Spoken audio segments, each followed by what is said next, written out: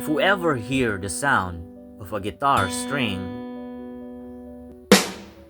or even the beat of a drum, it never came to our mind that those sound has a substance, because sound are just wave, just like the wave created by throwing the stone into the pond. In this case, wave is a dynamic motion in the medium, or so-called substance of water. If it happens to have a paper boat floating along that path of a wave, then it will certainly rock that boat. Few things we need to consider here. Wave is just a motion in the medium. So to think that wave can travel without a medium is an absolute nonsense. Another thing is that wave don't travel.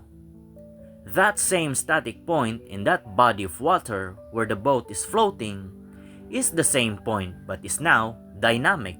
For wave is just an extension retraction, or up and down, or forward and backward, or inward and outward motion at that point.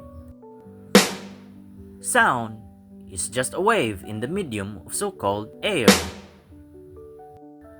The wave created at the striking point of a drum never leave that point.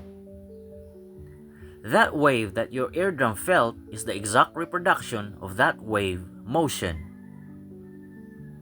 And that pattern of wave motion reproduced by your eardrum will be interpreted by our brain as a sound of a drum or sound of a guitar. Okay?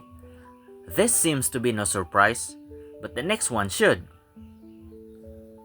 Our eyes perform the same function with our ears, but instead of just two eardrums, it composed of approximately 120 million plus 6 million wave detectors called rods and cones.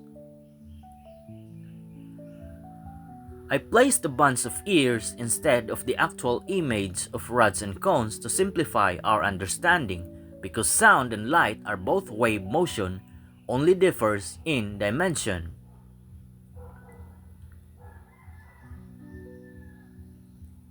Dimensions of a light wave are thousands to millions of times smaller compared to a sound wave.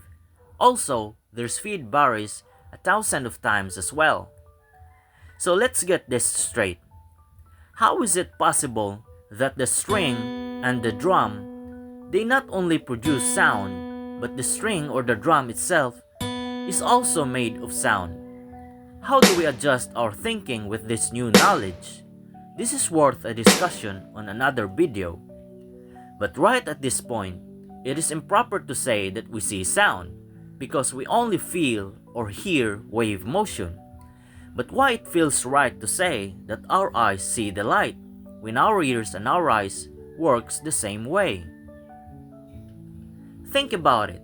Our ears feel the wave motion through the eardrums, while our eyes feel the wave motion through the rods and cones. Why we can say we hear light?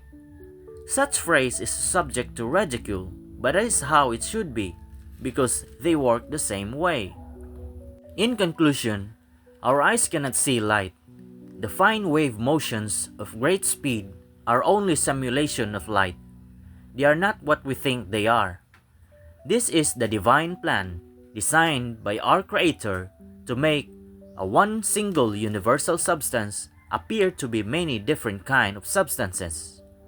What is the implication of having this knowledge? It means abundance. The idea of lack of resources has no place in you, because you are the instrument in which all the music has been played, and you have your thinking mind constantly backing up all the energy necessary to keep the music playing. If we didn't like the music being played in this so-called reality that we are living, then we can compose our own beautiful symphony, and you have all that power.